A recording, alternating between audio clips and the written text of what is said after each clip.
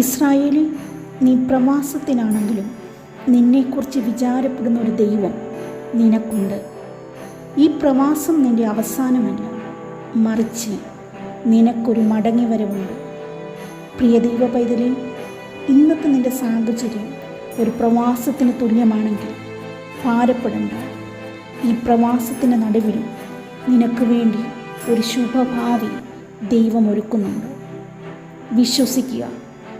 അതേ, കർത്താവ് പറയുന്നു, നിങ്ങൾ പ്രത്യാശിക്കുന്ന ശുഭഭാവി വരുവാൻ തക്കവണ്ണം ഞാൻ നിങ്ങളെക്കുറിച്ച് നിരൂപിക്കുന്ന നിരൂപണങ്ങൾ ഇന്നവയെന്ന് ഞാൻ അറിയുന്നു. അവ തിന്മയ്ക്കല്ല നന്മയ്ക്കത്രയുള്ള നിരൂപണങ്ങളെന്ന് യഹോവയുടെ അരുളപ്പാട്.